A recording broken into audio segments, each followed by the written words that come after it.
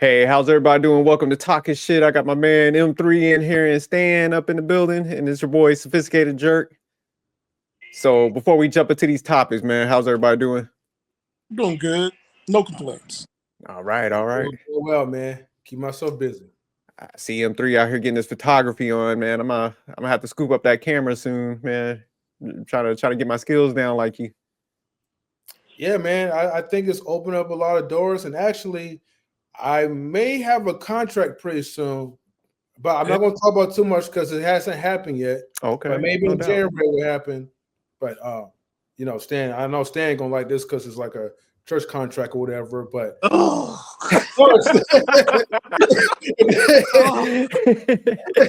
connections is everything, or they pay. I know. Oh, Hey, you ain't gonna step into the church and catch on fire and shit, are you? Oh shit! Actually, there was a church but that did caught on fire recently, but anyway. Stan, you think he should stay away from the contract? no, he got to make his money. Nah, get that bread. That's what I'm saying. Yeah, get the bread. I just won't be attending. That's one thing. You ain't gonna go and support, man. You ain't gonna hold the light. No, you got to go online. Say it again. Man, ain't nothing wrong with selling your soul for Jesus Christ. All right, so I'm just saying. You're correct. I'm not going inside no church. That's the one thing. If I were ever to get married, I don't want no church. What the hell you gonna do it at the club? You know, the courthouse is nice. I heard you could just sign the contract. And yeah. Well, shout out to Stan. A lot of money that way. Huh? Oh, go ahead, M3. No, I was just replying to Stan. I was like, you do save a lot of money that way. I mean, that's how I did facts. Wedding stuff. Yeah. Yeah, I just don't want like another DT and some kind of life event. Like, look, I'm kind of like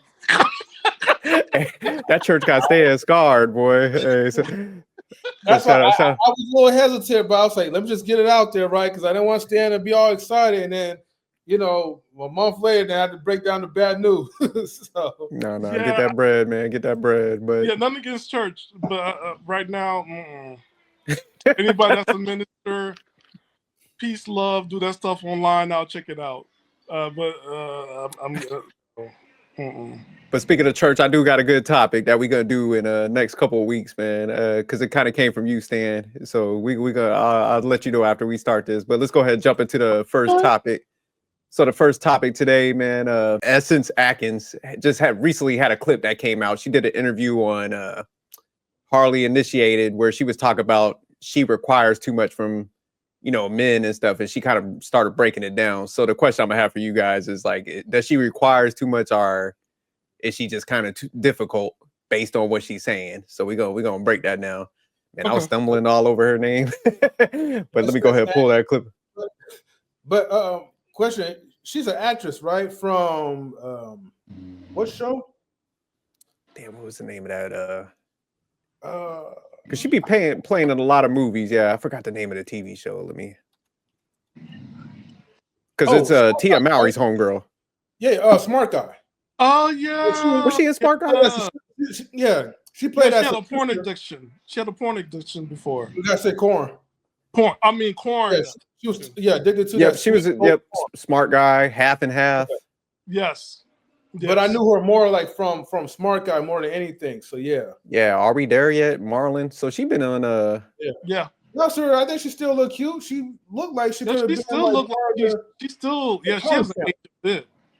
Yeah, she's 52, man. I was shocked when I looked up her age. Yeah, because I thought she was like closer to Tia's age, but yeah, you should have told me that's Sophisticated Jerk because I'm like Usher, man. I like my women ripe and damn. I don't know. She got a lot of requirements, like she said, man. She said them draws ain't coming off, like unless you impress her. So she gonna be another Vivica Fox in her 60s. Lisa Ray and Vivica Fox. But all right, let me go ahead and pull the clip up because we're gonna listen what she got to say, man. Y'all let me know if she's as good for her requirements or is she tripping. Okay. I was on a date with someone that I had been on a few dates with, and I hadn't seen them in a while, and they asked me to have brunch. And so I said, okay. And I met them Shout at out this to brunch. beautiful location in Malibu, and we're sitting at brunch, and he's like, so what you been up to? And we're catching up or whatever. And he goes into this whole thing about missing me, right? I've been missing you, whatever. And I'm like, well, I've been here. Like, you know, a lot of people say it's a very kind of like passive aggressive way or like a shirking responsibility, not really the most transparent approach, right? But I've been missing you. And I said, well, I've been here. I said, but I think, and I said this to him because this is how I talk. I said, you know, I think that you have to make a decision because you say you want. I said, but what I see you pursuing is something else. And what I can tell you is that it's not a judgment of you. I just think you need to reconcile what the truth is, because he had parents who'd been married for a long time, and that's what he was espousing, right? I want what my parents got, and da-da-da-da. I'm like, but what you're chasing and what you're positioning yourself for is something else. So I don't think that you'll ever be happy or satisfied until you reconcile within yourself what the truth of what it is you want is. I said, because what I can tell you is that as much as I appreciate the success that you've amassed, because he was successful, and, you know, I said, and I appreciate what you've done, and it's admirable. You are self-made and you have done incredible things on your journey. I said, but there's no amount of dinners that you will ever buy for me that will get my panties off. So you really need to figure out. Let me pause there. What y'all like take so far? Smart. No, that's just, she's in LA.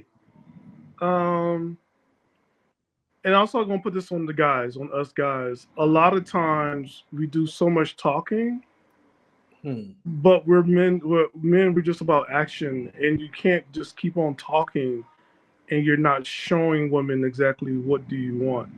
To tell somebody you miss them and you know where they're at is corny. It's pretty lame. I agree with that. You're just going through emotions and you're not really missing the person. You're missing the prospect or idea of that person or idea of what you want in your life. So, and again, she's in LA. LA is a whole different beast. People just say things to get things from people. So she did the right thing. And at her age, right? Been there, done that. Can't wrong her for it. I got a little bit of a pushback for you, Stan. So I agree with the beginning part, you know, where he was like, I missed you. That definitely was corny. And it showed like a lack of consistency. Because it's like, man, if you interested with somebody, man, like you said, you follow up. But this is where I got the pushback. When you start hitting 52, them draws got to come off ASAP. Like ain't nobody waiting around for nobody at no 52. We gotta stop playing, man. Because, you know, it's like when everybody would be like, damn, who was asking us the other day, M3? They were like, how long would you wait? I'm like, man, I got one.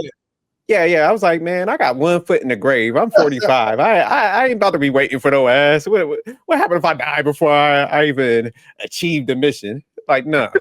When you start hitting, like, I say about 43 and man, you better, life ain't promised, goddamn it. Ain't nobody waiting. So yeah, Essence. Somebody she's familiar with, right?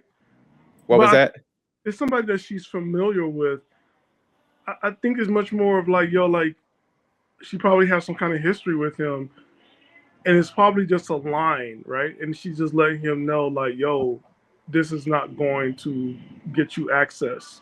I mean, she has the right to say that, because a lot of times guys could say, like, I'm thinking about marriage, I'm thinking about this, I'm thinking about changing my life.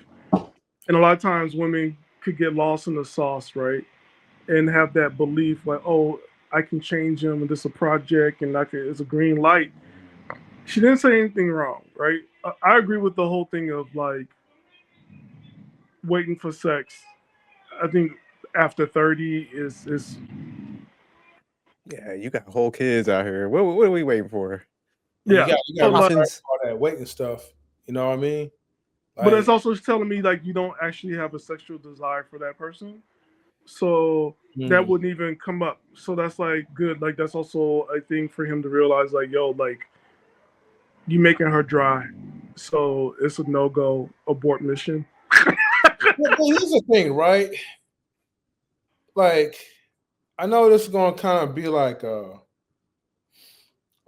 spoiler alert, but my thing is like a lot of times when people get on the internet, they have their own. I mean, for her to be like like a celebrity or whatever, I feel like people they make themselves seem more marketable than what they really are. And again, I would have never known she was like 52 or whatever, right? She still looked good for her age, but I think she's judging it based off her status as an actress and still maintaining like her looks. You know what I mean? She still looked like a young 40s. You know what I mean? Let's not get too carried away.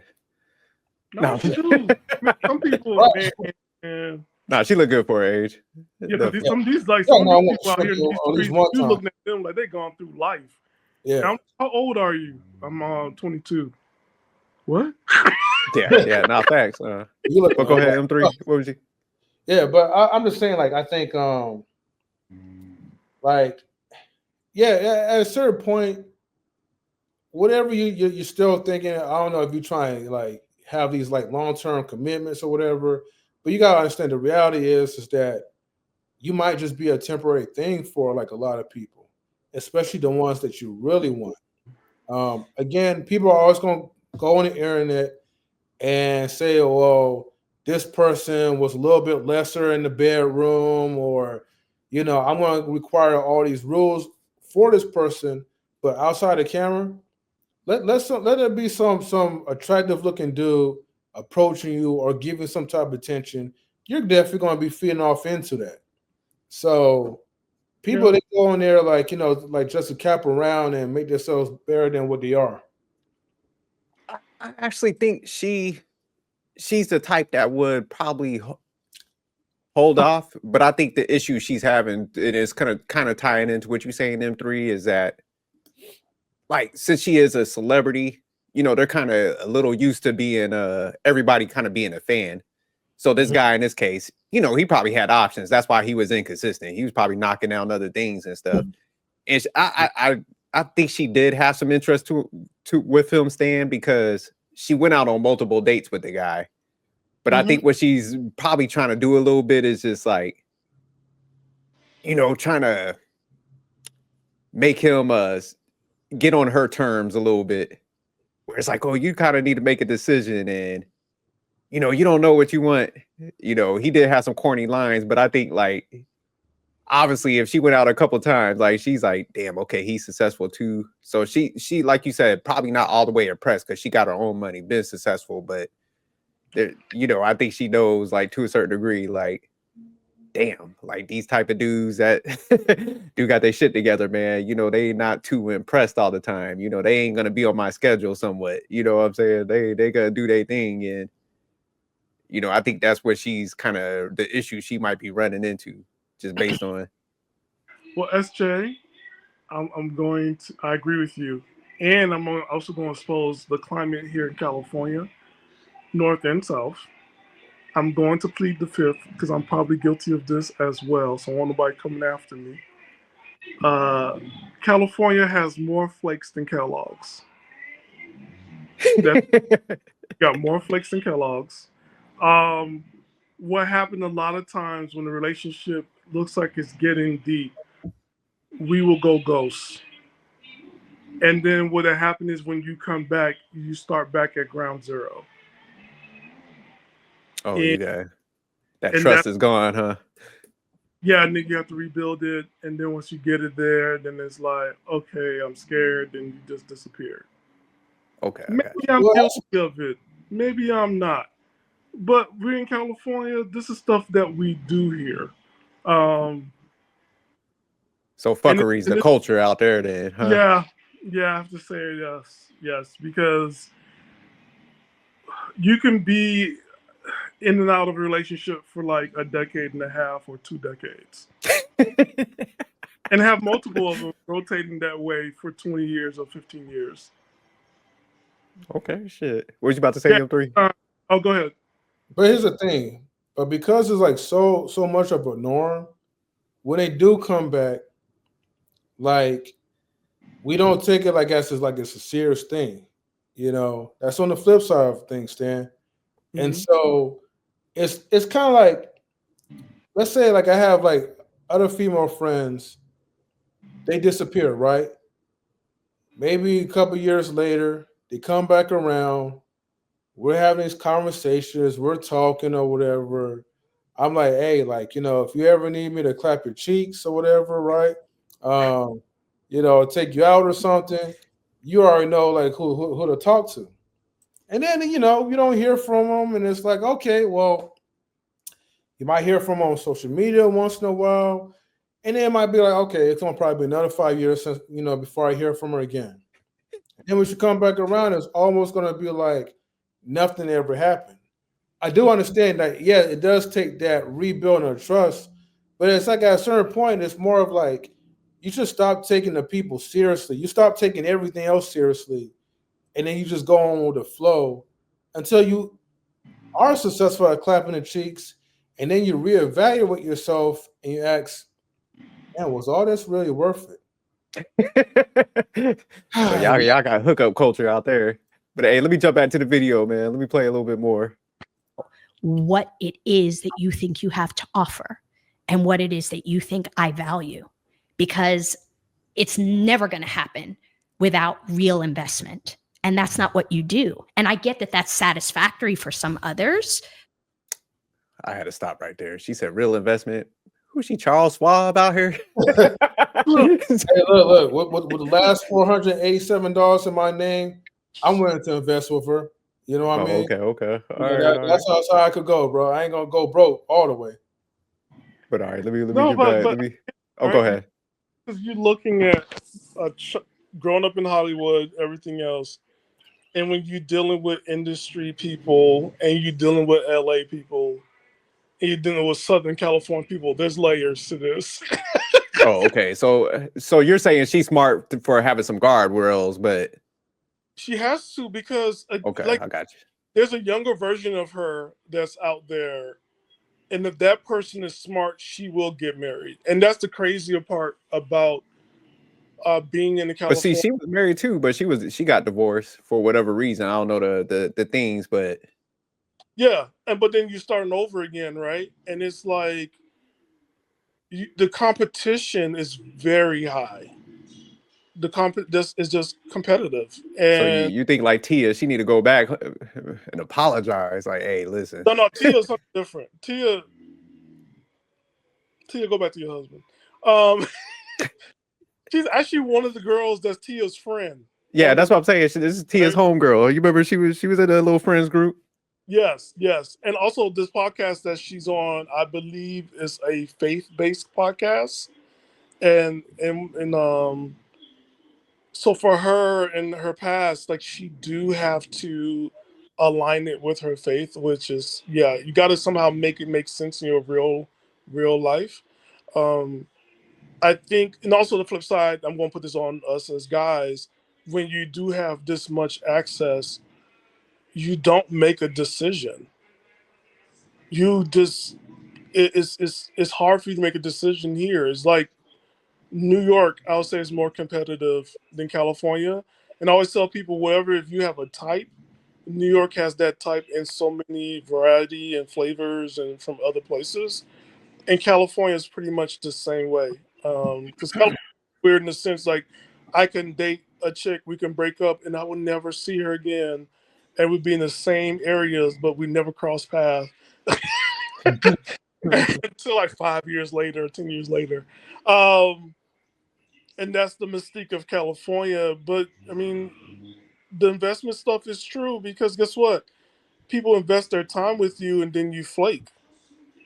And flaking here is so, what's the word I'm looking for? It's just like, it's just normal. Oh, okay. So prevalent out there, yeah. But all right, let me get back to the video, because there's something you said. Let me see if what she says kind of lines up with it. But it's not enough for me. And that was the last time we had brunch. Wow. And you said that's not what he does. So so typically you find that this is the kind of brother that doesn't really invest much, takes you on a nice date, probably hit you with some smooth words, and tries to advance the sex, essentially is what it is. Mm-hmm. I mean, quintessential player here. Yeah. So but sells sells the dream of marriage. Right. But you know, you have to like, it's really, and I'm not about judging someone, but I think it is about a level of honesty. Like you really do have to tell more with yourself. Like, what is it that you really want? I said, because I get you have options. You're handsome, you're successful, you will have options forever. So it really is in your hands, your fate. I don't know what to tell you, bro. That's why I was like, I've been here. So you can tell me I'm great all you want, but you're not pursuing me, and I know why. Because I require too much. And that's all right. I'm okay with that. What do you mean by that, though? What do you mean what do you require? Great question. Yeah, I like how he here's okay. The requirements was a little weird, that word. So yeah, that's why I want to see how she breaks that down a little bit. Yeah, I think because I think this is why the guy was like, he ghosted her. He's like, damn that. Like right. But also like you could tell like this is who she's looking for. This is who like a lot of women are looking for. They're looking for that person that's highly successful, probably in the industry where she's at, attractive looking. So you're finding these so-called like perfect 10 matches, but you're getting frustrated because you expect them to have the mindset of an average man who has to work his way to impress women, whereas you're up into the elites where women are coming to them. So there's no need for them to try to impress you because, again, out of all the other groupies that's after them, and of course, you're going to have younger, you're going to have better looking women. Where do she stand out amongst the crowd? So when you have all these requirements where women are just happy just to be around your presence, of course they're going to say silly things, corny things like, oh, I miss you, but they don't really mean it. They just want to just keep you around until like you finally like come to your senses. It just clicked to me like the requirements thing. She requires too much damn attention. That's it. But understand what she was saying, right? In the first part of the clip, it was the guy comes back into life. The guy's picking a nice place. He picks a place for brunch, which was a good deal, right? And also it's on Sunday. So on Sunday, I'm gonna say allegedly because I don't want nobody coming back and inboxing me and telling me how much of a dog. But it's Sunday. I got you on mimosa and you drunk, so there might be some like cuddle session afterwards, and you have no plans on Sunday. It's California. We don't Sunday brunch, me drunk is about to go down. So he played it smart. She put it out there. You say you miss me and you didn't show me. And I think at a certain age, we have to be honest that a lot of time the talk piece does not work on a lot of women. A lot of women already been exposed to it. You do have to provide action. You just got to step it up. And that's it. Like I don't think she's doing anything wrong. It's just like this guy, his line is corny. I miss you. I've been thinking about marriage. Although, again, when you keep on flaking on people, and then you come back to the same person and think the same line's gonna work. That's one thing I could say for us guys. Like you gotta understand that when you're dealing with somebody, it's better off. It's like instead of flaking, you gotta put people in rotations. Like don't fight. I'm still in your life. We still keep in touch. But Stan, because man, I get what you're saying. But like if she honestly, because like you said, man, ain't saying nothing wrong from her perspective. But I think what she's struggling with, man, honestly, like listening to her with the requirements thing and how she's just voicing it, it's almost like a controlling type female to a certain degree. Because there's nothing wrong with boundaries and standards. That's why I was like, requirements is a weird word. Where I like if she would have been like, hey man, I got standards and boundaries. But it's like honestly, if you kind of had that, you and this dude say like he didn't line up to the actions, you wouldn't have went on a date with him anyways. So you was like trying to gauge something with him to see if like he'll conform a little bit. You know, that's what I'm saying, man. Like, because typically, like you said, if somebody was flaking or they wasn't like she's saying, oh, he wasn't really pursuing, you know, I'm not even gonna bother, you know, myself with wasting that time unless like I'm really not getting, I don't have the options like that. So I think, man, it's a mixture of that where she's like that. And then I think when she kind of came to the table, like maybe being a little like too pushy with it, like, hey, what's going on with you? What are you thinking? He's probably like, oh shit, she trying to get married tomorrow and stuff. I think that's why my man was like, let me get up out of here. I seen this before. You know, so. I'm about to expose California again. They're going. A lot of times we go on these dates and we take pictures of the food and add it onto the location, is to signify to the next date that this is my expectations of where I want to when I want to go out to eat at. It's just kind of like giving them a hint. So a lot of time us guys got to realize if she's taking the pictures of the food, she's coming back here without you. You said that's her new negotiation position. That's what I'm dating here in California. You take the photos, you add it to your stories. It's because this is going. You want to come back here later, and get something else on this menu and have somebody else pay for it. Welcome to California and dating. But in all fairness, I want to hear her requirements. Yeah, we'll get back to the video, but yeah, I think she's scared. She spooked homeboy because she's in her 50s now, so she's coming with like, I need to hurry up and get married energy. He was like, oh hell no. He was like, Mel, abort mission. So that's what happened. So she's taking it as like, oh my God, he was like, wanted to be smooth and play games. Nah, he was just like, he probably seen the desperation in her eyes and was like, let me get the hell up out of here. Right. She's trying to wife me up on the first date. She ain't even put no lobster on the player yet.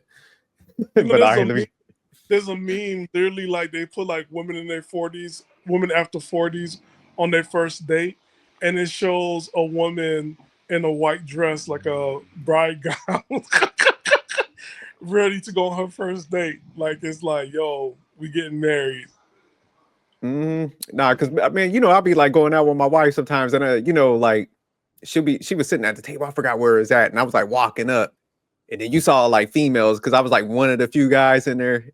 They were all looking around like it was like Jurassic Park in that bitch. So that's why I'll tell you, man, the desperation was like, I was like, shit. I was like, I'm with her, man. Like, it was scary, dog. I was like, oh, I felt like a piece of meat. I told my wife, I was like, hey, man, I felt like a piece of meat up in this joint. I was like, I see how y'all feel like when y'all be like, oh, man, them guys were like just staring at me. I felt uncomfortable. I was like, damn, the desperation of that piece, man. It was real, Suzanne. But all right, let me get back to the video. Wally, what's up, man? I'm going to play the video a little bit just so you can catch up with it. I'm good. I'm going on. All right.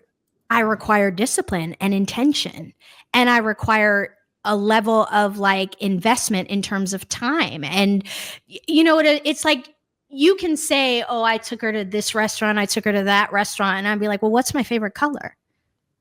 I hate that question. No, I get what you're saying. It's not really. Well, actually, and it is. I'm interrupting just for a moment too, because going back to your earlier point, I can do it myself.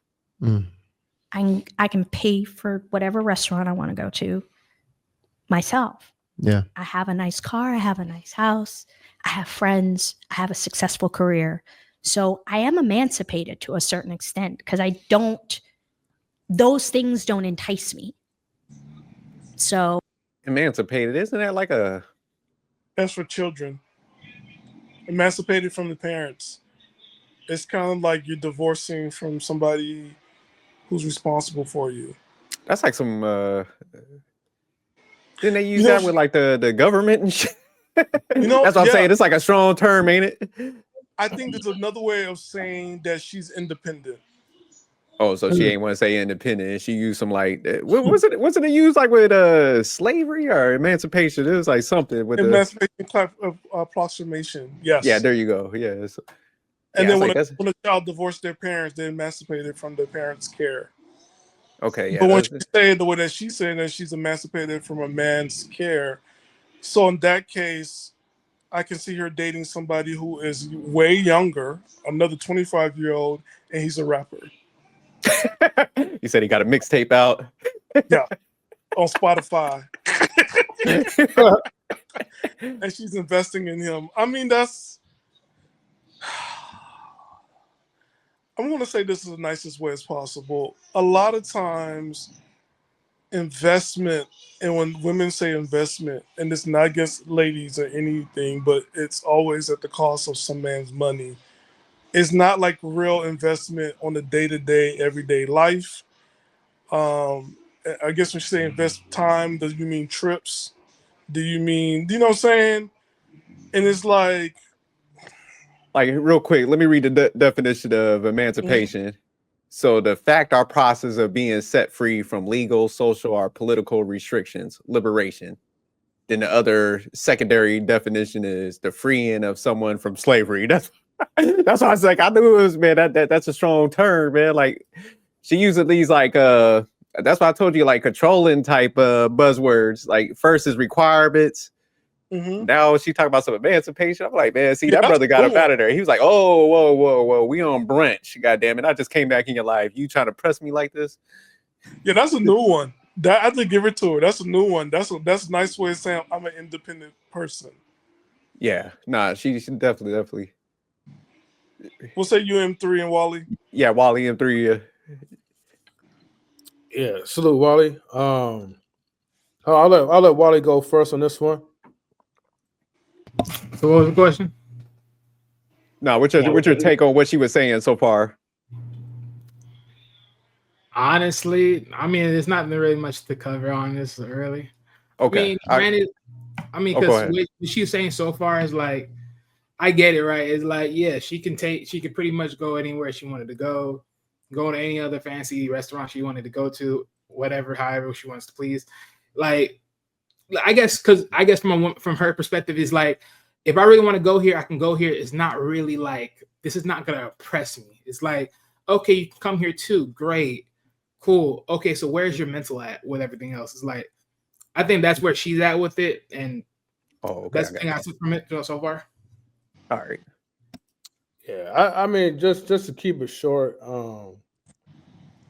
because it just sounds like typical. It just, I think she's like kind of like at a stage. Is like, I mean, again, like from where her head is at, she's like, hey, I just need someone, basically who's going to overlook these requirements. But if you can't go past the requirements that I have, then she's pretty much okay just being alone by herself.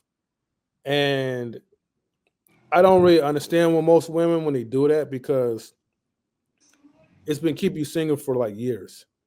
She should have probably already been married by now.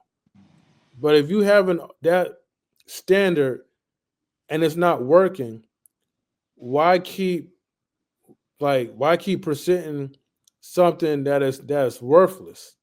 Because at this point, I think people are trying to hold on to this fairy tale ending, and they probably feel like, okay, if I just stand firm, eventually someone will rescue me or someone will fit their criteria. But again, like a list like that is only supposed to be made for broke men and below average men. If you broke and you ugly or whatever, yes, that man will do whatever it takes, right, to conform into your list and your desires and your needs.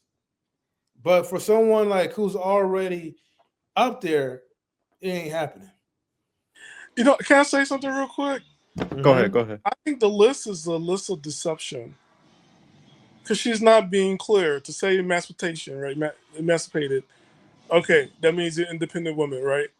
to also say you need a man that discipline. Really, discipline is code for what? He needs to be faithful and not cheat on you. To say that he needs to invest in me, and again, investment sometimes be monetary.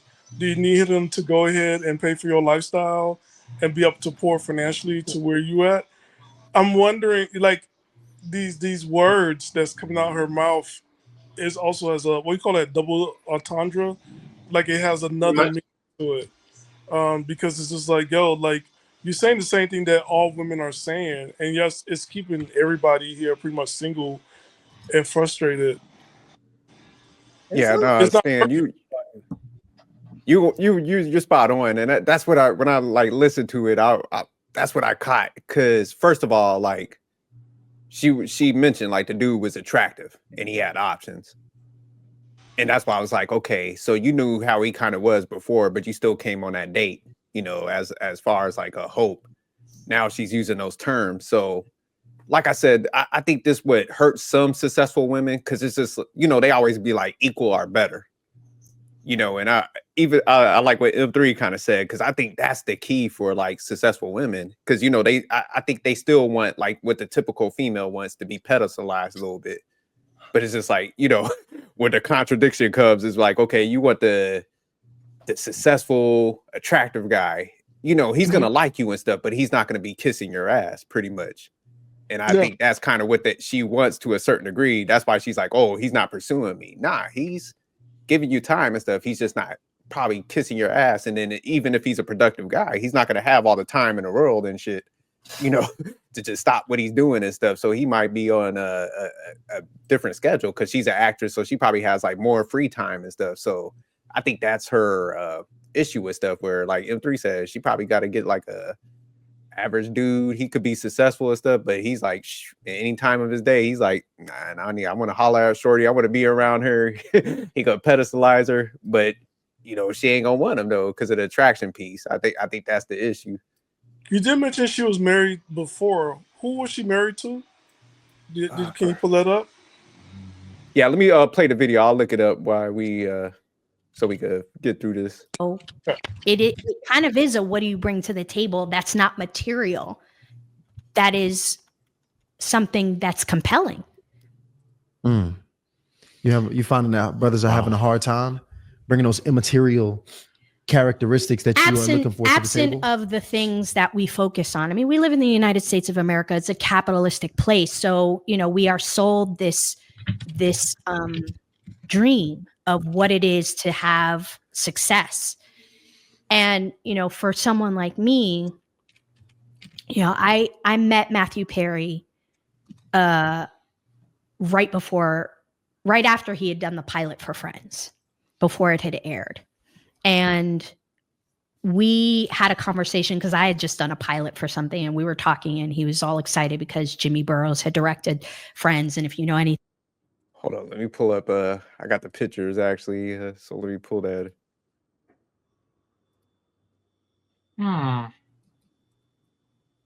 Interesting. So can you see it pretty good? Yeah, I see it. You look like Tina. For a living. Yeah, so that's her ex-husband. Well, how long were they married? Like, they were married up until like 2016. That's when they divorced. So when did they get married? They said that, okay, so that's what I'm reading on. They found each other on Valentine's Day on 2008 through Match.com, which is fucking insane. Literally on a fucking online dating website. And did they have kids? If I'm not mistaken, she said she had one child. I think they're together with one child. Okay. Yeah, one child. So, all right, let me pull the video back up. I'm gonna skip over the Matthew Perry stuff a little bit. When she said like what you bring to the table talk, I'm like, okay, you talking about characteristics. That is, you need to date somebody on the East Coast then. You said the East Looking Coast. for Why? excitement, right? She's looking to be entertained. You need somebody in the East Coast going to tell you what the drill is. Like, look, the hours entertainment is between 9 p.m. and midnight. Because East Coast, they're mean, but they're good people. She likes them nice, and nice is equal equivalent to being evil and messed up. She's been to LA way too long. She needs to be on the okay. She needs some edge. That's what you said. Yeah, she needs to be on the East Coast because she's on abstinence. How she what? No, I'm doing some looking up. So she said that she's amongst abstinence. She said she won't be having sex until she's married again. Yeah, because she had a sex addiction, a porn addiction. Lord have mercy. No, that's her thing. Like she had the toys and all this other stuff. So okay, well, she's on the deep end. If you've been on TikTok and you seen this woman with these Amwars, you think it's closed, but the minute they open it, they got like 400 types of set it off equipment. Yes. Hey, let me play the rest of this, and then we could. And also make your demise easier. Nice. And so I am very fortunate to have had a close periphery view of a friend of mine have a better sense of self. Because what if, God forbid, what if Kevin Hart didn't walk away from that accident and was stuck in a wheelchair? Thank God that from a different place than just your prowess and again your credit cards and your status and your awards and all that stuff. Like, it's doing the work. Are you doing the work to cultivate peace regardless of circumstance? Because when you walk down the street and you are aware, I saw somebody the other day. I was driving on Ventura Boulevard in California, and I saw a person literally face down at the curb of the sidewalk, knocked out. I don't know if they were passed out. I don't know if they were drugged out. Yeah, and I see that and I go, there, but by the grace of God go I. When you look at people, when you walk around the earth and you really look at people in their most downtrodden, in their most broken place, and you know that could be you under different circumstances, it shifts you. And it shifts you towards gratitude, and it shifts you towards being present, and it shifts you towards avoiding judgment, and it shifts you towards. All right, goddamn it. Yeah, she needs to go to the East Coast. You need to go to the East Coast. No, it's she's burned out. That's what California will do to you. She's burned out. Oh, okay. So it's just, you think it's more or less the environment around there, the culture. It's that thing. She got to get out of there. It's time. I just think, man, sometimes it's their expectations too, man. Like we were saying, it's like, man, it contradicts itself. Where I know there's got to be good, successful guys that's probably not tapped into the culture, but man, it's the attraction component, man. That's hurting her. Oh, East Coast, she'll be attracted to East Coast, and they'll put it. I'll say, there ain't no dudes waiting for no marriage on the East Coast. Them jobs got to come off after brunch. No, but in East Coast, they'll tell you ain't ready. They'll like people in the South and the East Coast, they have no problem saying, you ain't ready for that. That's nice. You have a desire, but you ain't ready for that. You need to grow in that, baby. And that's what that's what they'll say, because like you're away from the machine and you have to get out of California to get away from some of the machine to face reality. Because when I leave California and I go to these other parts, like, oh my God, like life slows down a lot and people are so different and nice and kind and it's weird. But I realized like, yo, I'm not in California anymore. I'm in the real America. And I think a lot of times for people like her, because she's been in Hollywood as a child, so she's been in this machine forever. She needs to get out. Like she don't need to date anybody else in LA. You already did it. You're one of the rarest person in California, and especially LA, to go on Match.com and find a guy on there, marry him, and gave him a baby. Okay, you did enough already. You need to go to LA. Your next production jobs you get, if they shoot in Atlanta, it's time for you to move over there too. You gotta get out of California. She need to move to like Texas or something. Texas or Philly. She needs But, real. But we'll go ahead. We'll close this topic out, man, and we'll go ahead and jump into the next one. So the next topic that we're gonna do is last week, you know, we did that IG post that Stan found with the one lady that was asking for the black athletes. But I saw your boy O'Shea Duke Jackson. Her name is actually like Woah Vicky, and he had a. You said Woah Vicky? O'Shea found her. So. And she was in the video. She's pretty much saying that after that posting she put out, she said the athletes was blowing up her DM. So I'm gonna play. No, that's why I was like Stan and them was right. Yeah, they swarmed her. But it was like, man, the whole Kristen thing was kind of a gimmick because it seemed like she was you see always dressing up and talking like a black ghetto female and stuff. So, you know, O'Shea breaks it down in the video. So yeah, let me pull it up. I was like, oh, we gotta recover this because we kind of had it. Stan was like, they gonna be in them DMs. So yeah, O'Shea, you know he don't miss. So let me go ahead and play this. I grew up in the 90s as a young teenager in Sacramento, California. I lived in a neighborhood called Del Paso Heights, which was predominantly black, and all of my surroundings were black. I went to Mount Olive Baptist Church, which was black. I went to Grant High School, which was black. I went to Jimmy's on Grand Avenue, which was black. And everything that I saw was black. Even my barber, Heights Hair Fashion, Mark York, was black. And it wasn't until I got into college that I had to leave Del Paso Heights to see something a little bit different. And that's how it typically is for most of us in Black America. But 2024 is very different. You see, the internet was just getting started when I was coming up. But now you can pretty much look at the culture that you want to see. World Star Hip Hop put a number on the black community because we can now see all the ratchet things going on Black America. So somebody who's not from the hood can study the internet and literally become black. And oh, by the way, this is exactly what happened with a young lady by the name of Woah Vicky. Woah Vicky grew up with two white parents from Cobb County, Georgia, in Atlanta, but she swears she's from the block. And she went viral by talking like this. I took the test and they said I'm black.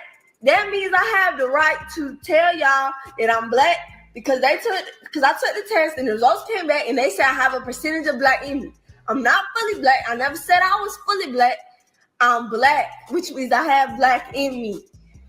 And this is the problem right here. I don't look black. That don't mean that I'm not black. You feel me? Because if you sitting there judging me by the way I look, that slick make you racist. Oh my God. Shit. Man, when I see this, I was like, oh, hell no. It just means there's certain clubs that she's no longer entitled to. Certain clubs? The ones that look like ghosts. And Oh my God. See, why it gotta be like that? I'm sorry, go ahead, Stan. I like the ghosts. They look like ghosts in sheets. You can't join that club no more because she got that percentage and she put it on blast. So yeah, so it's a wrap. She ain't trying to go to the clubs though. But even after this video coming out, do you think like they still get hit up her DMs? Of course. That photo was deceptive. I feel like I didn't expect his voice. That's the only thing. I feel like Terry Crew on White Chicks. The deception.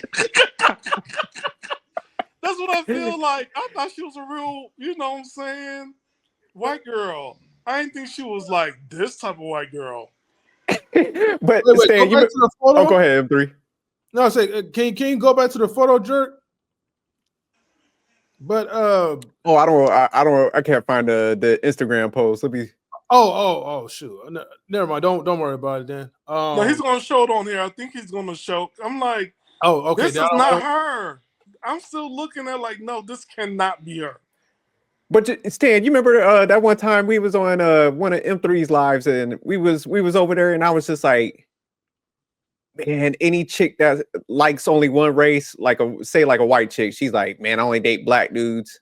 I was like, man, you can't let them fetishize you, man. Those be the worst ones because those are the ones that got ran through. Huh? We said it over here when we review this. Yeah, but I was pointing it out because Stan was giving me a little bit of pushback. I was like, hey, man, like, you don't want to be no fetish because those typically are the chicks that get ran through by the whole team. You can't trust no Target. If she targeted only black dudes, like, why is only just the black dudes? Like, why not the Latinos? Why not your own? Why not anything else? Yeah, but she is Latino, right? No. Yeah. She white as day. You ain't see her parents? No, she's a little bit black. You didn't see that accent? A little bit black. She's not full black. Where the black at?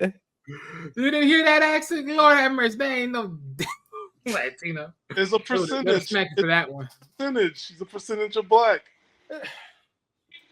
You wildin'. It always got percentage of nothing. The ratchet ones that always gotta like try like to tie into like their so-called artificial blackness with us. Like, no, stay in your lane. We don't want you. No, her lane is she's gonna be a mother to a black child. See the deception. Okay, that one. Hold on, like white chicks. The deception. Yeah, she looked totally different in this one. That's what I'm saying. That she got him. Well, you should have known the deception. She had makeup on. No, that's not her. Stan was ready. That's what she would have got. Stan would have been at the EBT office upset. But was not also correct about she's giving you two looks. Her as a white woman, and then she's showing you her as a black girl, or this is gonna be your future daughter. No, the second one should have been two looks. Duncan with the ghetto talk. That's what you should have said. But we didn't would have been at the EBT office. I thought she was in college. You know what I'm saying? I didn't know she was like this. Stan got catfish. Shout out to Stan. Man, you should be ashamed of yourself. You thought too highly. You thought too high. You thought way too high. That's why y'all can't be lusting at these like Instagram models, man. Because once you meet them in person, I'm telling you, it's gonna be like. Remember, Stan, when I sent you guys, what's that called? Yosemite Sam. Remember, like he had the flowers, and he was like, "I wish you could play that because that would have been more funny to describe it." And then when he finally saw the woman and he realized he got catfish. Oh yeah. Like, I love you, baby. I love you, such and such. Your emerald pearls, your money. He said, no, your emerald money, something and such and such. And then when he saw that, his eyes was like, yeah. Well, Vicky done pulled the ultimate catfish right here, boy. This is like when she's not like on her best like makeup day or something. I don't know. But let me get back to the video. Yeah, that her voice, man, how she trying to talk. That's terrible. And there's so much more information about her on the internet that you can find out. But who Woah Vicky is as a person is not really what's important. What's really important is who Woah Vicky is advertising herself to black men. Really? So, let's get back to the current time. Back in my time, interracial dating relationships was not very common, but they are now, and white women are expressing their love for black men. So I just saw something on TikTok about the black boyfriend effect, and I need to know what that is because I think I have it. The way that I have changed since this man has entered my life, I'll never be the same. And it is not for the reasons you're thinking, you nasty, even though that's not a conversation for today. I'm just saying, like, I have become like the boldest, most confident version of me. I dress different. I talk different. I believe in myself in a different way. I'm like way more into my feminine energy. And I did not know that was a theme of having a black boyfriend until I stumbled on all of these videos on TikTok talking about the black boyfriend effect. And I need to know, like, what is this psychological phenomenon? And what is it about black men that is just different? And I'm not just saying this because I'm with a black guy, but since I have been exposed to black culture more and more, I just genuinely believe that they actually like women. When she's done, it's like they have a different appreciation for femininity. I don't know, just thoughts. But what about this black boyfriend effect? But everybody is not too. She talk about black culture like it's a National Geographic and shit. Right. Look, man. Sadly, ladies, we gotta be careful, right? You know, especially like these white and like, well, for the white ones in specific, right? Because I gotta get on them. Ladies, please, right? I beg you with caution, be careful of what type of black dude that you're deciding to get penis from, because that dick could make you or break you as a woman. You know what I mean? Or it could probably do both, you know, in what particular order. But he just sold them on it. Yeah, you do a terrible job of keeping them away. Yeah, you know what I'm saying? You just sold them on it. Now they want to figure out what that's like. All right, let me play a little bit more of this video because they get back to her. He is going viral or has went viral. She has like 9 million followers on TikTok, like 3.7 million followers on Instagram. She has a market now behaving like, you know, hey, the worst of the worst in the black community. She even talks like it. But now she's had this real big religious affirmation and she's going online telling everybody about God. Church music! She's saying things like, stay away from sexual sins. Other sins that people commit don't affect their bodies the same way sexual sins do. People who sin sexually sin against their own bodies. Things like this. Church music! I have decided to follow Jesus, no turning back. She also says, sex is a powerful covenant that was designed for marriage. Give her a round of applause. But she went viral a few days ago when she said something particular. She says this: I'm a white Christian single woman who's looking for a successful black athlete. Football or basketball is fine with me. Let's have children and be loyal and get married. Any takers? Who the clapping sounds? This is where it all went bad. The Shade Room posted this. Real quick, I gotta give Stan his props. He said, hey, they all wind up in church. when the times get hard and stuff, after they get all the fun experimentation out, he was like, they all end up in church. I thought you was full of shit, Stan. I ain't want to believe you, man, but I can't take full credit for that. It was the TikTok women from TikTok. They said the final form of a 304 is the woman in church. The final form. Damn. Oh no! That was from TikTok. And other women. We're gonna have to cover that. That's why I said we're gonna have a segment on that. We're gonna find the clips because I remember you said that one, but it had me thinking at first. I was like, man, this can't be so. But every time I see it after Black China, all of them be like, I just found what was her name that was wearing the hijab and shit. Brittany Renner. Yeah. Oh no. Wait. Okay. Well, let me actually ask this, right? Hypothetically, say for instance, if the woman, let's just say for instance, I'm just going to use myself as a symbol. Hypothetically, right? Let's just say there's a woman who is in Christian faith, okay, but she now has a husband or whatever, and I get the final form is you convert yourself into Christianity just so you can snag that husband. Okay. But let's say, for instance, that person decides to nominate me or whatever as the sneaky link or whatever. And I know this sound kind of bad, right? But kind of, sir, get out of it ASAP. You trying to I said this is hypothetically though. No, hold on. So you're the side dude in this case, right? Yeah. So basically, right? You sound good. No, you're not. You're not good. Nah, if they married, I wouldn't mess with it, but yeah. But the problem a lot of times, and also it's for men too. So it's not just the women. I think a lot of times when the faith itself is like you have to be a sinner for you to convert to Christianity, right? Admit your sins and ask for forgiveness, right?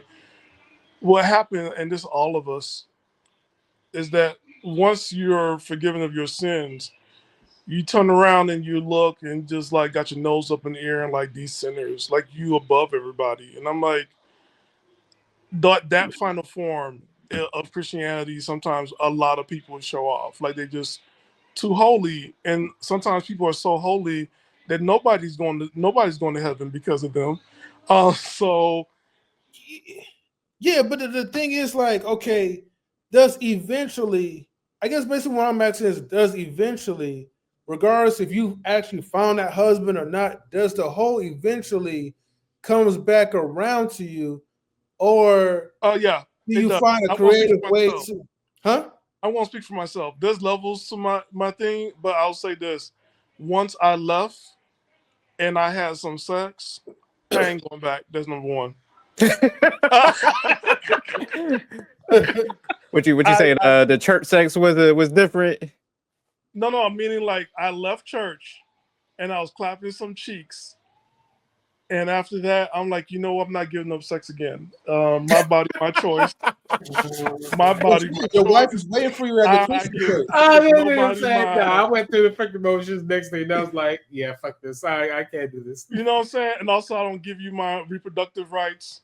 So, oh dang, I'm creep-eyeing like a motherfucker. So, too bad. Don't be praying for me. It's gonna be okay. You better hope. But that's the whole thing is like, but I'm not the same as I was before I became a Christian, because there was like certain things, activities that I did do. You know, I'll fix it. But but like it's different. You give yourself permission to do it, but I'm not so like I'm going out there just clapping cheeks, 3 times a day like I used to. Damn, Stan. Standing in for out this with multiple women. You know what I'm saying? Like I'm not doing that. Because I could get away with things like I'm brand new to this country, I am lost, I need some help looking for this address. Oh, so you hit it with the accent. Oh, okay, I see that. I'm looking but all right, let me get back to the video. Yeah. This and people went bananas. It was going viral everywhere. I'm talking about the Shade Room posted it. Say Cheese posted it. Everybody was posting it. And then you got real in your mouth. Yeah. This can't be her. Tried. It's the same one, Stan. It's the same one. No. Stan, that's the same one. Brothers started responding allegedly, and her DMs were popping. Brothers was getting in there all day and night, and it got so bad that she said this: "Hey, that post worked. All the athletes in my DMs right now." She also responds, "Thank you, Shade Room. Y'all helped me a lot. I think I found him." Aww. Now this got people talking a lot in the comments. You had some white guys that were upset, but this dude was saying these jiggas mad as F that you only date black. Todd is cool said most mud sharkers don't advertise they want a black eye. You go, girl. Got him. Gunker Gizmo says Graper, filthy mud, you know what, shark, right? Only 2 demographics are angry at this, which is simply Jay. Seemingly Joshua says race traitor. The other brother goes, this is definitely a trap. Dennis Dark goes, looking for a successful black athlete, football or basketball is fine with me. Fierro goes, haha, this is hilarious. You should include who won't beat you, cheat on you, or leave you and the kids. Also, one who won't go broke in a few years. Damn, bro, he's mad at black dudes. So I sat there and I thought about it. And I'm like, So Woah Vicky, who is acting and behaving like the worst of the ladies in the black community, the way that she pretends, because she doesn't know black women, so she's just trying to act like what she feels that it is. You believe that you deserve the best of black men?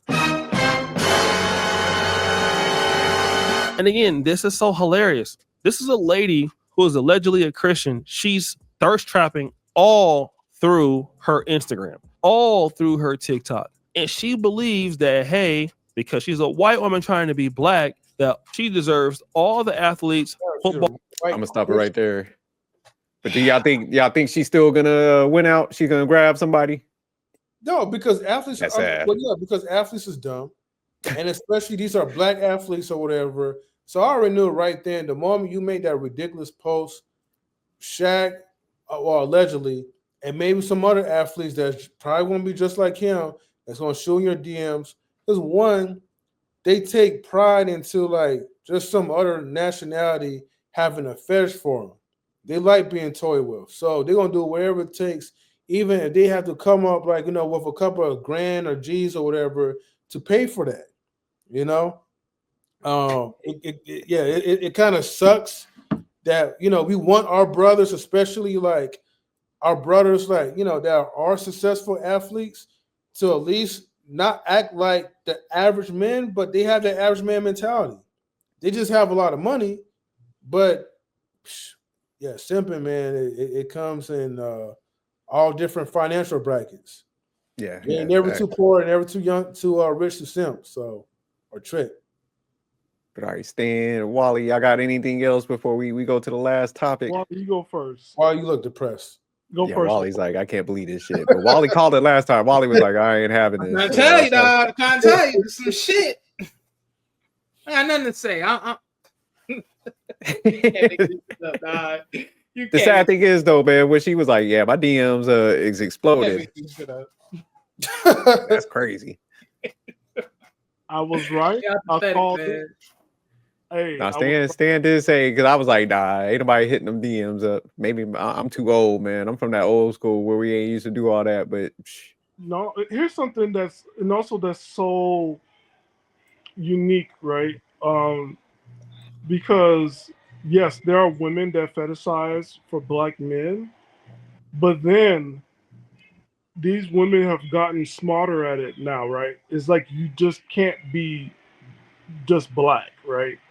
A lot of them they want that Tupac, because they know you could be a black guy from the burbs, or you could be a Chris Brown or Drake Tether. They don't want that. If you're gonna be a mixed black guy, you gotta be from the hood. They want that. That's what they want. They want the black guy that slept with black women, because that's the black, eggplant that they want. They want that authentic African American, you know what I'm saying? Eggplant, love. They don't want, I only date white women, black guy. They get bored with that. They know that. And they cheat on that black guy with the real black guy that they really want. you said those like those type of black. What the frick are we talking about here? White women know the difference between I'm gonna find a nice way of saying this. They know the difference between a Carlton and a Tupac. So you could be a Carlton and have a black guy, and then the real black guy. God, yeah, they throwing the women terms now. Yeah, because the women know. The women know. They. So Stan, you said they be practicing on the Carlton bakes until they get to the Tupacs. You said. I'm done. Yeah, I mean, like one white woman, she told me straight up. She's like, "Yeah, I don't want," because I almost want to date with one white woman. She said I was too clean and too preppy and too light skinned. I'm looking at her like, what? But then when yeah, she said I was light skinned and I was too clean. But when she showed me her ex, right, all her exes, I'm like, oh my God, you like your pH balance thrown off. Like, don't even, I'll pay for this meal. I gotta go. Right? Yeah, I told you, man. The ones, man, like if they fetishize it, yeah, they want the world brain dead. Yeah, they want some different stuff, man. That's why you avoid the ones. And I also had coworkers who will tell me just straight up, they like, yo, when I dated him, I thought he was black. But like he fighting over the sunscreen like me. He wearing skinny jeans that I could fit into. Like, this is not the black man I signed up for. Like, I thought he was, well, he's a cornball. I was like, they called you. Why you talking to me about this? I'm out of here. I don't even know you from work. I get paid. They're trying to fill you out. They're trying to see if you had that edge. Like, they wanted to know if you did some time in Folsom or something. We have the same pay level, unless you a CEO or COO. It's drizzle. That's where I'm at as a man. Drizzle. Yeah. Shimmer me out of my Nikes. I need you to shimmer me out of my Nikes. But all right, man, we'll go ahead. We'll jump into the last topic. So the last topic is Joe Biden just recently pardoned his son, Hunter Biden. So, you know, I don't have no video for this one. I just wanted to get your guys' taste. Do you think he should have pardoned his son, or do y'all see? Heck yeah, before he leaves. So you think it's wrong? He should have just like let him catch them. No, I'm glad he's doing it. Like, yo, might as well, like, yeah, he got to do what he got to do. We as a country voted in Trump. We don't get to say nothing about no morality. So what the freak? So you think like since it was done before? Hey, I didn't stop that. So you think since it was? Oh, go ahead. No, go ahead. No, I was gonna say it's like so since it's been done before, like, hey, Joe Biden got a pass. No, not that. It's like, yo, we voted Trump in as a country a second term. You mean the Electoral College voted Trump in for the second term? Set his son free. He can do that. Anybody who said it's not fair, and this is something that I learned from you, SJ. Blame it on your mama because she married a loser.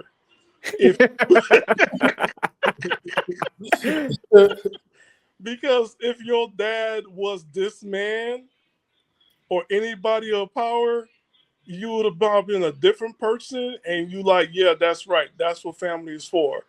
So I don't hear nothing from anybody about nothing. When we as a country voted Trump in for a second term, we get to shut up, sit back, and understand a lot of times favor is not fair. Remember that we learned that in church.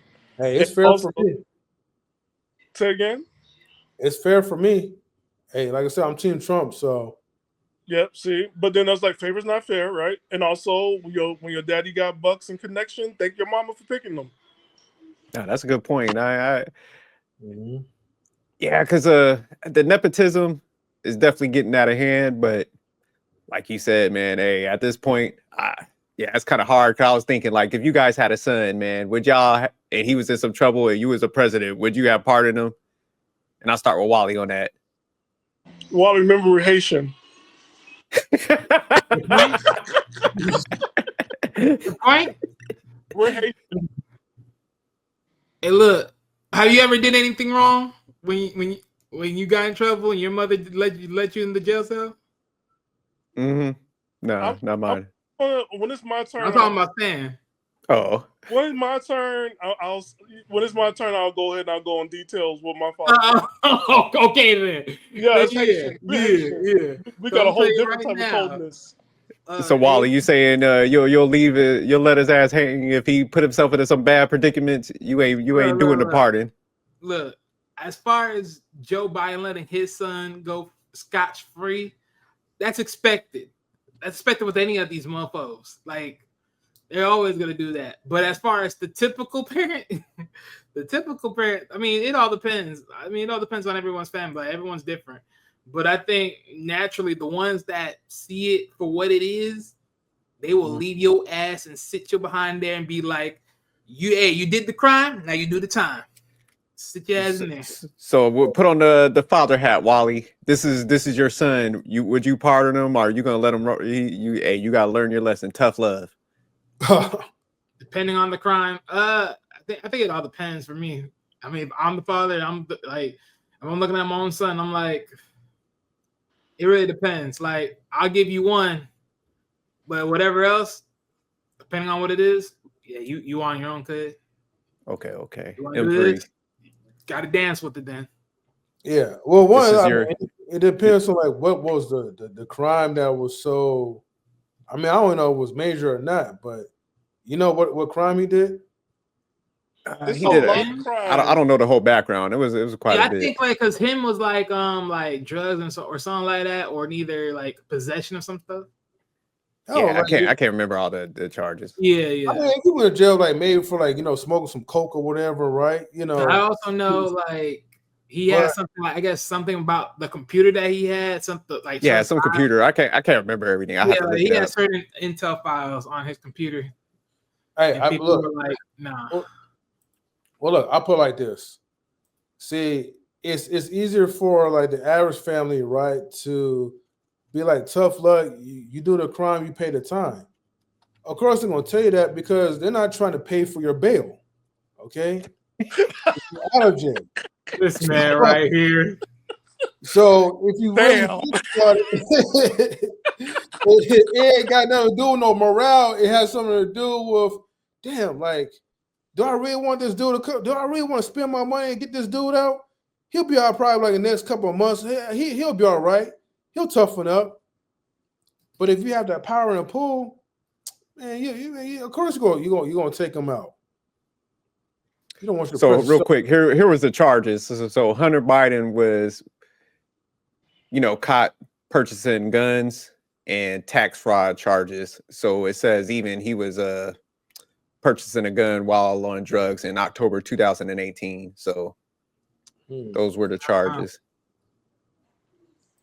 But all right, Stan, let me go to Stan. So you're the father right here. You're the president. You yield this power. Would you pardon your son? My father is a Haitian Dominican, and he told me several things. Number one, I might bail you out once. Number two, and this, I don't know, Wally, remember this, when people used to act up on the East Coast from New York, Boston to Florida, they used to send you to Haiti. And when you came back from Haiti after 2 or 3 years, you came back a complete different person. See, Wally laughing because he knows it's true. My father told me, and I quote, "I'll drop you off in fucking Jamaica." Hey, all the islanders say the same thing. Right? But I'm looking at him, I'm like, "You're not Jamaican. Who you know in Jamaica?" And he told me, "You don't know who I know. It's none of your business. I'll drop you off." Number three, he told me, "You too cute to go to jail."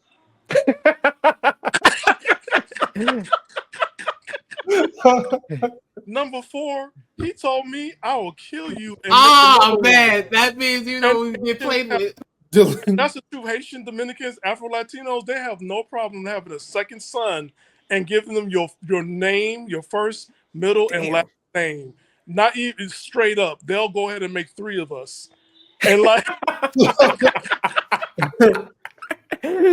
so just erase you off the whole. Is just like, man, you're replaced. I'm good. I got 2 other stands out here. Yes. Number 5, I see him talk to a cousin, and he told him straight up, "Why you always going to jail? Your boyfriend not going nowhere. You need to stay out of jail." Number 6, he told another cousin, nobody's going to bail you out.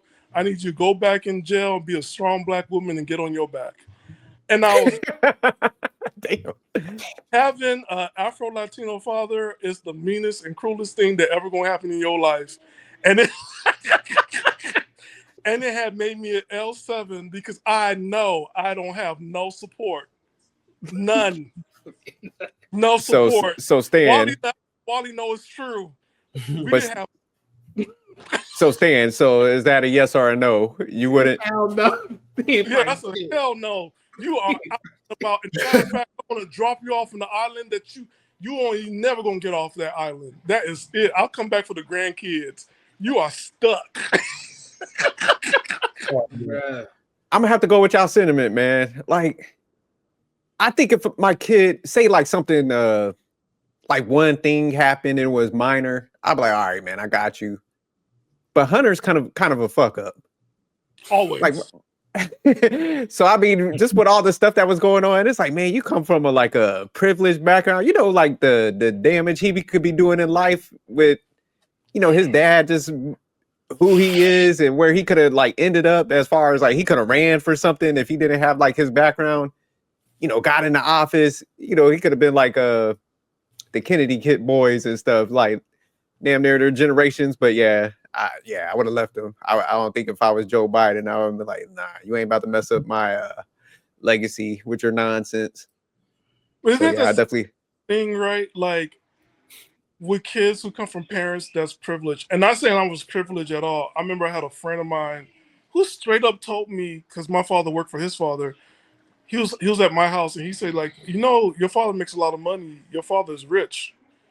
And my father had to stop the conversation. He's like, I'm rich. He's broke and poor and destitute and depends on me for bread. Yeah, no, that's fair. To your father, he kicked them out, and he told him like, that boy never come back in my house because you'll be out there in the world with nothing, bare naked, because I own your clothes too.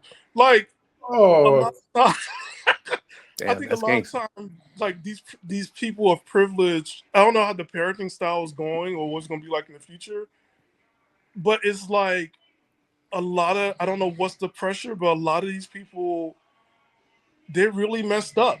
And not trying to sympathize or anything like that, but it's like, yo, what's going on in your mind, going on in your head that you have like these opportunities and you just waste it through life? No, that's a good point. That's why I'll leave him to the ringer. I'll be like, man, you know how like I climbed and you could just milk this whole game, but you chose to do all this dumb stuff. Yeah, he would have been behind bars. Like, my dad ain't shit. Like, yeah, I straight would have left him out there. But this is his only son, and before, like, Democrats already turned their backs on him. Well, he had the other son. Bo was like, you know, he had his stuff together. He was like actually going to office, got retired military. So, but you know, when he passed, you know, that's probably why he does have that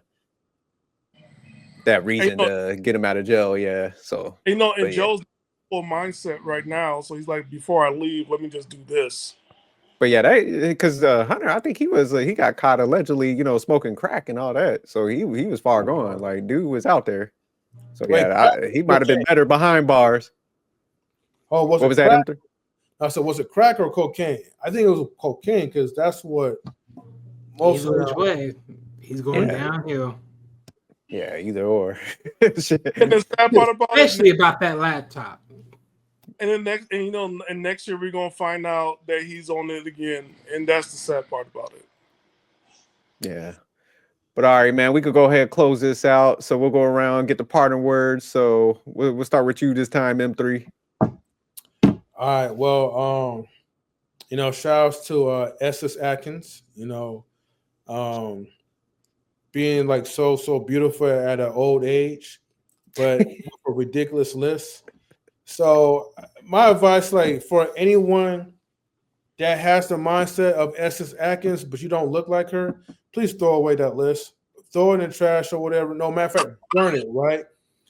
So it never be recycled and gets into the wrong hands. Ooh.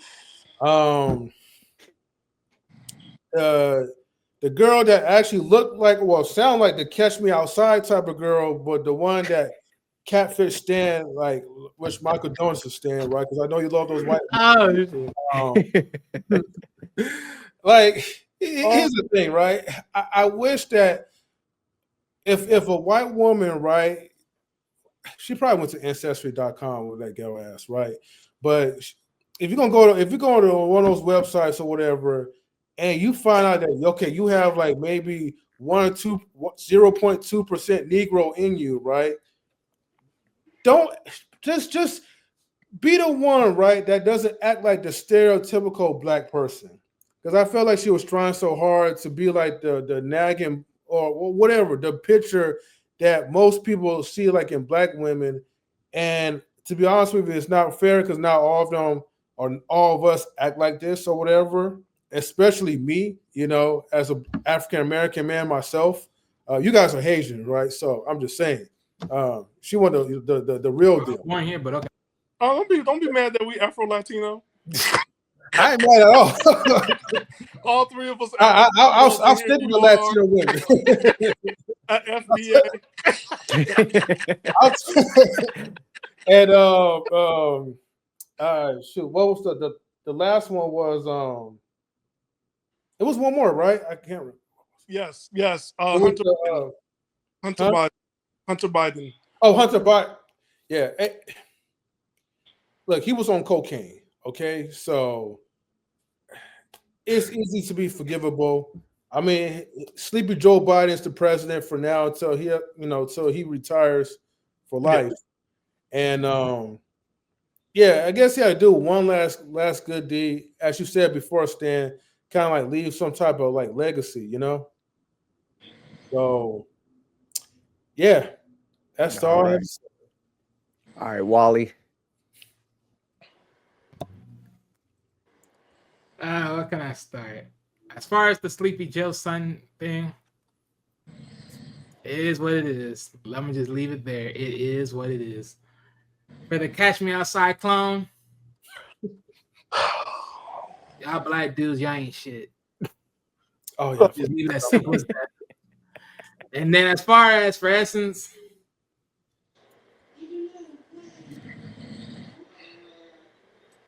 I'm gonna be honest. Did she even throw out her list? Because I didn't hear shit.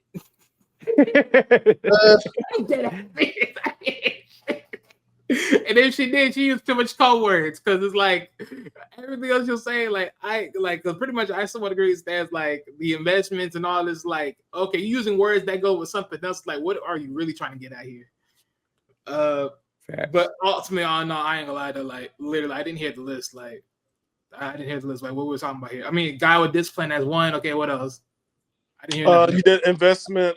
A guy that's guy that invests. A guy that discipline. I got the discipline part. Bring something to the table that she haven't seen before. So excitement. And this is what I'm saying. The too much code words. Too much code words. Just get straight to it. Just hit it on the. Just pin it. Yeah, just don't be so vague about it. Because I'm like, discipline and what? A lot of people like investments. What are we talking about? Investments? Are we talking about like money, actually investing in a relationship, or are we talking about like actually like? And then if you're talking about bring something to the table, what are we talking about? Bring something to the table. Are we talking? Like, just get straight to the point. But Wally, there's a song. Can you pay my bills? Can you pay my automobiles? You're grown up, you know, damn shit. I'll leave it from there. All right. So I'll say one thing. The only good thing I will say about Essence is she hasn't like overly filled herself in relationships like a lot of other people, quote unquote. So I'll give her that. But at the same notion is like, to what she's like saying is like, okay, like, well, if you know this, then it's like, well, what hasn't clicked yet in these other relationships with other people that you dated? Okay. And it's like, okay. Yes. Wally, I'm going to answer that for you. I'm going to give a 3-part for Essence. There's a proverb my mother used to give us. Proverbs went like this. Don't ever think that you're in front of the store when you're actually in the back on clearance. Even worse yet, being sold at Salvation Army. Number 2, Essence, and anybody like Essence, we have to get out of California and you have to go to the real world where people have different sets of values and understand that you have to like go outside of them and meet America. Basically, get outside of California and the real America, and then maybe you'll find out what you're really missing and what you can go for. Number 3, California. Let's be honest with ourselves. We got more flakes than Kellogg's. We do a disappearing act so we can start at ground zero when we meet up with somebody, and it's pretty unfair what we do to ourselves. So stop the bullshit. Everybody's catching on, and you got to be more real. Although it's California, we're just more fake than real. But hey, what can I say? The number 2, oh God, I feel like Terry Crew and White Chicks. I'm just about to throw up. You know, I'm glad you said I'm about to throw up. I feel very deceived and everything. I just can't believe it. And you know what? I'm gonna, because me and my boy, we talk about this. I don't like white women that act like they black. I like my white women to be like white, like casserole and meatloaf white. Said quiche white. Like casserole. Yeah, like, you know, making cakes from Duncan Hines, and that's, you know, baking cakes and like that all the time, and making cookies. I mean, that's the white girl I want. I don't like white girls that act black. I'm sorry, because I want my black women to be black. This is just an act, and I just like, oh God, no. I can't do it. Like, oh, but I know a lot of athletes gonna go ahead, they're gonna wife her up. And you know, she reminds me of that rapper. Azealia, what her name was, from Australia. Yeah, Iggy. Yes. What? And she got that's not the closest resemblance. No. She reminded me because she's like, she was trying to act like she's tough with like Nicki Minaj with the voice and everything else. But she got with a basketball player, and it's possible. So you know, if you put it out there, they'll come. She had a BBL. Of course they will. They're idiots. Oh, and look, and you know full well we'll go ahead and impregnate a white woman that got pancake booty. They ain't never stopped none of us. Some of us got here because our grandmothers had pancake booties and they were white. I'm just saying. This man right here. I just say this friend. All right, Hunter Biden. Hunter Biden, look, y'all don't get to talk about no morality when we voted as a country to get Trump in. We don't talk about no morality, nothing. We voted Trump back in. We really had a choice to pick. Did we really? I'm going to say it again. You don't talk to Joe about his son, about what's ethical and what not when you voted Trump back in for a second term as a country. We get to shut up, be quiet. So you rather have we voted for the other one in the term? But look, I'm just saying, we got Trump. That's our president. And that's right, Wally. We got Trump and that's our president. And we don't talk about morality no more. I mean, either choice would equal unmorality. No, what Trump is telling you and Joe Biden is telling you, ladies, stop breeding with these losers. Stop breeding with these men. Stop breeding with these losers. And these women ain't, like SJ said, if she ain't paying half and she ain't got no money, your kid's gonna look at you like, why you made me with this woman? You're like, Dad, you got with a loser. Mom, you got with a loser. Cooking tonight. Stop with the loser. And if you're a rich kid, so no sympathy. You got every opportunity. We don't feel sympathy for none of y'all, so stop it. Act like the queens and kings that you are. We have no sympathy for you. We're going to eat you up, spit you out, and if you go ahead and take your life, we will do it. And guys, if you're a father and you got a dad, like me and Wally did, yes, they'll leave you in jail, drop you off in the country, and you'll never come back to. Hold up, I never got left in the country. Huh? I was never left in the country though. That's why none of us. That's why none of us go outside the country with our fathers. Oh, I go outside. That's why. All right, let me go ahead and get my recap so we close this out. So, Essence Atkins. Ladies, when you get over 50, actually 48, them jaws got to come off ASAP. I have never met a guy in my life that's been like, listen, hey, I just met a 50-year-old woman, man. We're going to wait till marriage. It's not going to happen. Like, I'm sorry. Like, you're too close to having one foot in the grave. Dudes around that age is not waiting. The mystique, the allure of vagina is just gone. Like, we all done had kids. We've been around the block. Nobody's waiting. So it's like ASAP, like after brunch, like stop playing. So as far as the requirements thing with her, I think she's having some contradiction. She needs to smooth that out. Like M3 said, you got to get like an average dude, average looking, and he's got to pedestalize you for what you want. So she keeps striking for the rich dudes that's attractive, and they ain't waiting. So good luck with that. The second, what's up? Can she get with an older rich guy? She wants attraction though. That's the thing, because she's like she said, she's not impressed by the money and stuff because she is rich. So she, she still wants attraction and all that, but she wants him to be like I think following her around and all that stuff. Because like Wally was saying, she was using a lot of buzzwords. It's like I understand, like somebody's like, hey, I want somebody that's looking for a relationship, but I think sometimes females don't understand, like people need to have like hobbies. They can't be all about you, especially if you want a productive guy. Like he's gonna spend that time with you, but he ain't gonna be at your beck and call. So I think that's where she's having an issue.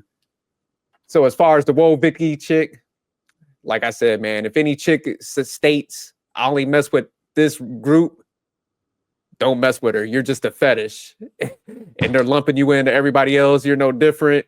Like Stan said, they want the wildest person. They're trying to live out some fantasy, and don't put no baby on them type of chicks. But she lied to us. She lied. And then as far as Joe Biden, I would have left Hunter's ass. I would have let him get all them charges. Damn it, I done built this like lifestyle, rose to like vice president, and this idiot trying to mess up your shit. Oh yeah, I would have gave his ass that work. I would have probably sent that cat to Guantanamo Bay, honestly.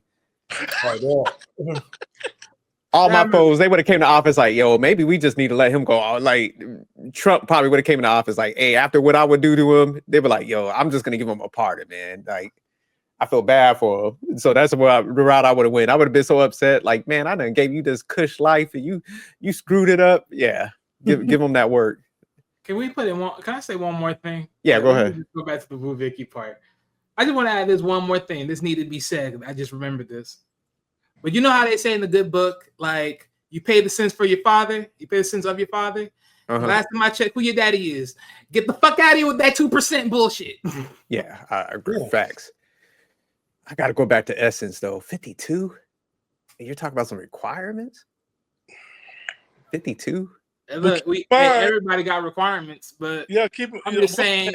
Your requirement should be breathing. I want him with a pulse. That should be your requirement at 52. Lisa Ray, and it's going on. I'm just saying, like that she is going to take you for her. What she spend on lunch is going to take your whole month check.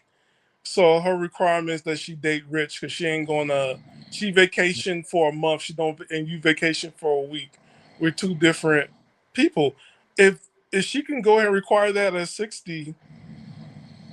But it ain't working out. But see, like, here's what's going to happen. They get to that point where, I got a couple of co-workers that's dealing with this. And, man, once they held those high standards, but once they hit that certain thing and that realization comes in, they end up with a dude that's like a 3 and a 4. That's how desperate they get. So they'll ride it out for a little bit. They'll stand firm. Oh, I'm not dropping. I'm abstinent. I'm this. I'll deal with this. Boy, what's that? That's the issue. Like, yeah, they go up for 3 or 4s. If this is your list, how you can't find no on this list? They don't exist. Yeah, they don't exist. But wouldn't it be it's just that they list is just so off-putting. It's like what you ask for is not what you're really gaining out of anything. It's like you're not getting out of nothing. Like when you really look at it, it's like, okay, this is your list. You're trying to tell me, okay, a guy that's disciplined, a guy that's well invested in himself. Let's say that from that perspective. And then all the other stuff is like, you're trying to tell me you couldn't find that? Or you was too deep into the industry. That's why you was just messing around from their perspective, and then that's where you got trapped up in. Like, come on. Sadly, here's the thing, right? In Hollywood, if you're trying to date within the industry, you're gonna get what you get. Because if you date rich people, it would probably require her, like really rich, required to quit acting, right? Also, because like you're not gonna have your wife going around stream kissing a bunch of guys. And you be in the tabloids because you're doing business, and that's not going to happen.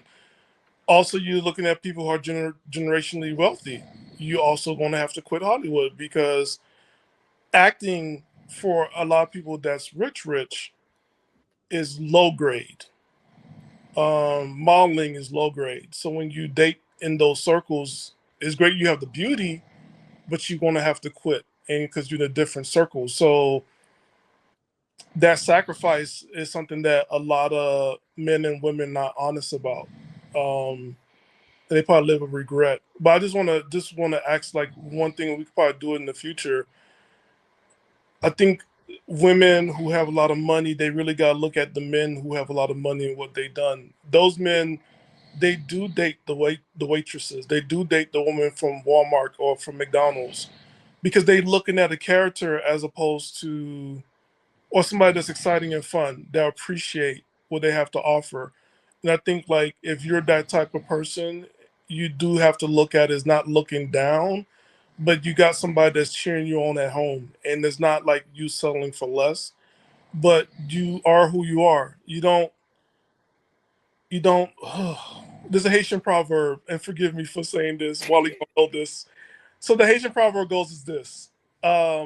If both of us are the same, one of us is not needed. But I think, but I say this at the same time, right? It's like there's enough time where you got to be like amongst these guys, like amongst the guys she's talking to. Like one of them was like an American singer that dated people before you. There's other people you dated. It's like eventually some of this got to add up, right? It's like when you look at some of these people, you be like, okay, this is their background, this is this. But look, majority they marry women that's not in the industry. And that's what you have to be honest with yourself. An MBA major, majority of the time, will marry a woman or marry a man that has an AA degree or a BA. Nobody really marry off their equals like that because they marry somebody that's like, it's a character base. They like who they are. They see how they're with other people. They see the qualities they bring into their life, and they want to be part of that life. I mean, both people are benefiting from it. But if you're only going in for yourself, and as opposed to what can you give in a relationship, of course you're going to have a list. I think men, we're able to find like value in other areas, but I think women, man, it's always like everything's got to be linear or above, and that's the issue. And it's just, what they fail to realize is like those dudes that meet those metrics, that's small as hell, first of all, and then the other side is just like, they gotta like you back. So when she's coming to the table, maybe that will work. When she was just like kind of like giving that dude that lecture and shit, he's probably like, man, I'm not about to deal with this shit at my age of 50, whatever. Like,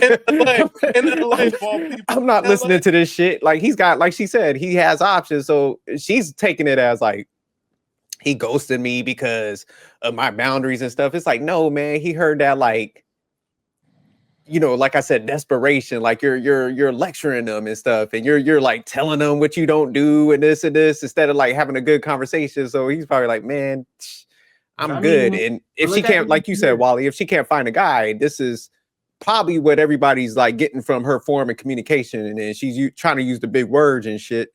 So they probably went home and looked it up, like emancipation, slavery. Like, goddamn, that's how you see this shit. You and M3, if you had a female friend, who's going to meet a guy like that, what advice would you tell her before she go on the brunch? Like, what advice would you give her? Yeah, show me a guy like don't be yourself. Oh, okay. What do you mean by that? Yeah, don't give him a lecture. Yeah. Oh, go ahead. I say like, look, less is more. Don't talk your way out of it, because a lot of people, a lot of these women, unfortunately, just like men, you could talk your way out of a good person.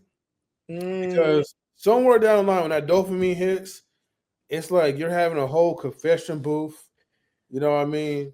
Like, i.e., yeah, I used to be a 304, and now I'm a converted white Christian or whatever you want to call it.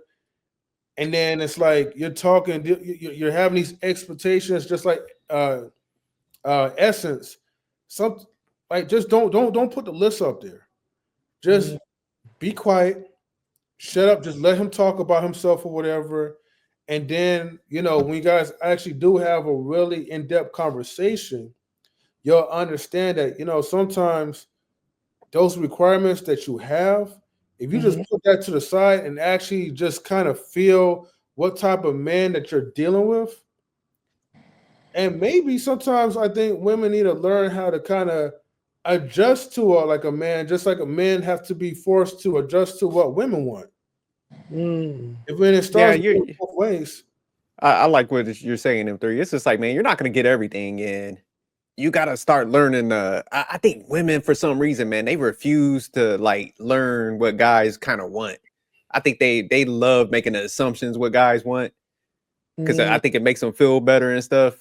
Whereas guys, since we have to deal with rejection, man, we kind of understand what females start liking. And, even then we're forced to like level set our requirements, our standards and stuff like that. Not as much as the standards, but as far as like our preferences, I mean, stuff like that, where they're like refuse to like adjust anything. And then even if they go down a little bit, they look at everything as like settling. And it's just like, man, if you can't get what you after a certain period of time, and you can't get what you want off their list of like preferences, it's like, man, probably not able to attract what you want. So you need to be realistic and you got to drop down. But they refuse to do that. But let's go ahead and close this out. Definitely, we might have to revisit this subject because it has definitely good conversation. But all right, y'all. Peace.